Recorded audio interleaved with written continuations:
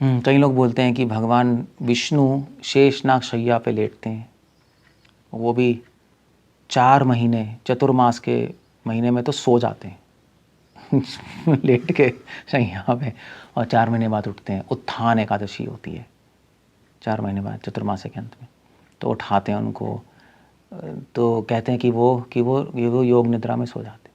So question है कि भगवान लेटे रहते हैं, विष्णु हमेशा लेटे ही रहते हैं शैया पे, चाहे जाग रहे हो चाहे सो रहे हो, तो बोर नहीं आते लेटे लेटे, और सो भी जाते हैं। 4 महीने क्या सो रहे हैं वो, मतलब कुछ काम करने को नहीं उनके पास, तो अजीब सही है। मगर इस पे एक श्लोक लिखा है शंकराचार्य ने, शांतकारम भुजगशयनम पद्मनाभम सुरेश्वरम।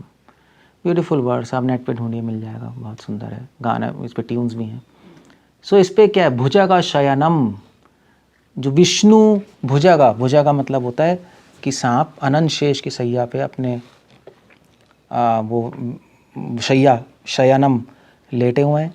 शांत आकारम, उनका रूप कैसा है, शांत आकार है। अब यहाँ पे एक सीक्रेट है, शंकराचार्य कह रहे हैं क्यों लेटे हुए हैं, शांत आकारम। शांत आकारम का मतलब है 2 कारण से लेटे हुए हैं। सबसे पहले तो वो अपने भक्तों को संदेश दे रहे हैं कि शांत रहो, इच्छाएं को खत्म करो अपने जीवन में, और इच्छाओं के वश भागते मत रहो इस संसार में, भागने से कुछ हासिल नहीं होगा। शांति से बैठो, भक्ति करो तो सब कुछ हासिल हो जाएगा। ये मैसेज देने के लिए भगवान विष्णु लेटे हुए हैं। और दूसरा उससे दूसरा इम्पोर्टेंट मैसेज ये है, भगवान ऐसा नहीं लेटे हुए तो कुछ नहीं कर रहे, ऐसा नहीं साधु आंख बंद करके बैठा है तो कुछ नहीं कर रहा। जब साधु आंख बंद करके ऐसे बैठा होता है तो मन में बहुत कुछ कर रहा होता है, भगवान पे ध्यान लगा रहा है। ऐसे ही जब विष्णु शैया पे लेटे हैं और आंख बंद करके बस लेटे हुए हैं, 4 महीने सो रहे हैं, सो नहीं रहे होते, वो आंख बंद करके लेटे होते हैं बस, तो ऐसा नहीं है कुछ नहीं कर रहे, अपने मन में अपने भक्तों का चिंतन कर रहे होते हैं। जैसे साधु जब आंख बंद करके बैठा होता है, भगवान का चिंतन करता है, उसके अंदर उथल पुथल हो रही होती है, प्रेम से, आसक्ति से, भाव से भगवान के लिए, भगवान के रूप गुण लीला स्मरण करते हुए उत्कंठा होती है। उसी प्रकार भगवान अपने भक्तों का चिंतन करते हैं और उनके मन में उत्कंठा, प्रेम, भाव विह्वल हो रहे होते हैं और चिंतन करते हैं।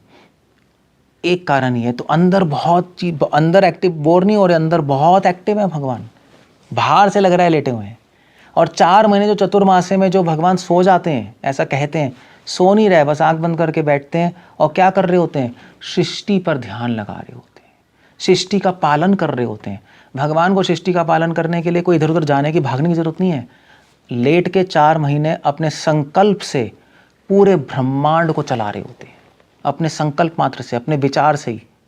वे वहीं पे लेटे लेटे अपने माइंड में सोचते हैं कि मतलब ब्रह्मांड नंबर 101 में ये सागर बन जाते हैं, ये ब्रह्मांड नंबर 1000 मतलब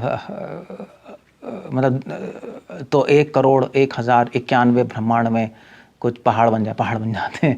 वो 4 महीने पालन कर रहे हैं, विष्णु का काम पालन करना है।